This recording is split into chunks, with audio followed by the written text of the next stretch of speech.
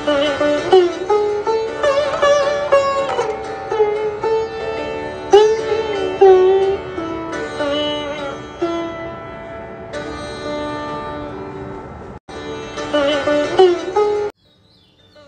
রামকৃষ্ণ ভক্তমণ্ডলে নবচৈতন্য। অমর মিত্র পত্রিকার ২০তম বর্ষ, প্রথম সংখ্যা। ১১ই জুন ১৮৮৫। জ্যৈষ্ঠ মাসের শুক্লা ত্রয়োদশীতে পানিহাটি মহোৎসবে শ্রী রামকৃষ্ণ গিয়েছিলেন।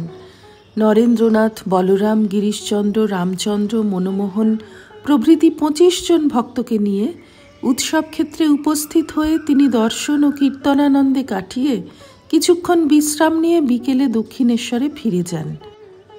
এদিকে নবচৈতন্য পানিহাটিতে এসে উৎসবস্থল দর্শন করে জানতে পারলেন শ্রী রামকৃষ্ণদেব কিছুক্ষণ আগেই ফেরার জন্য ঘাটে চলে গিয়েছেন। তিনি দৌড়তে দৌড়তে ঘাটে এসে দেখলেন ঠাকুর নৌকোতে উঠে পড়েছেন। নবচৈতন্য প্রাণের আবেগে কাঁদতে কাঁদতে ঠাকুরের পদতলে পড়ে বারবার বলতে লাগলেন, ঠাকুর কৃপা করুন, কৃপা করুন। নবচৈতন্যের ব্যাকুলতা দেখে শ্রী রামকৃষ্ণ ভাবাবেগে তাকে স্পর্শ করেন। তাঁর দিব্য স্পর্শে নবচৈতন্য ঠাকুরের স্তবস্তুতি করতে করতে সাষ্টাঙ্গ প্রণাম জানান। নৌকাও টলমল করতে থাকে।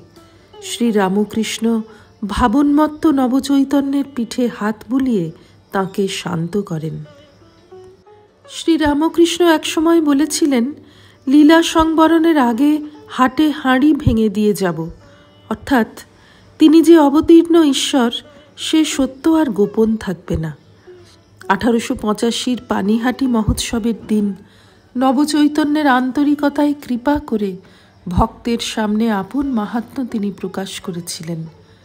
গঙ্গাবক্ষে নৌকার উপর নবচৈতন্যের ভাবে বিহ্বল অবস্থা এবং স্তব স্তোত্রাদি পাঠ সেই সম্ভাবনাকেই সমর্থন করে।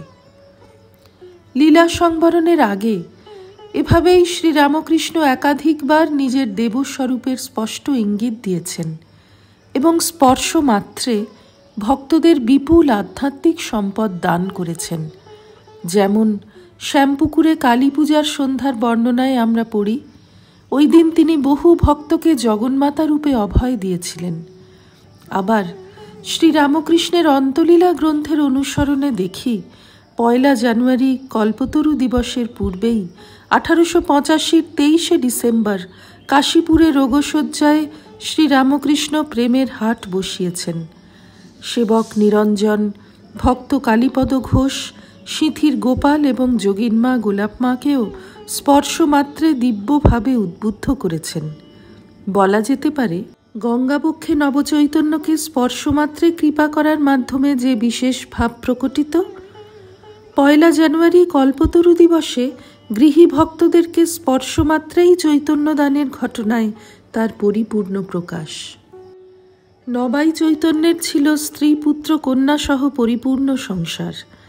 ঠাকুরের সঙ্গে তার যখন যোগাযোগ হয় তখন তিনি কর্মজীবন থেকে অবসর নিয়েছেন। জীবনের অনেকটা পথ পেরিয়ে এলেও ঠাকুর দেখেছিলেন নবাই চৈতন্যের ঈশ্বর অনুরাগে কোনো কৃত্রিমতা নেই। তাই তার ভজন শুনতে তিনি ভালোবাসতেন এবং একাধিকবার কোন্নগরে পদার্পণ করেছিলেন। শ্রী রামকৃষ্ণার্পণমস্তু।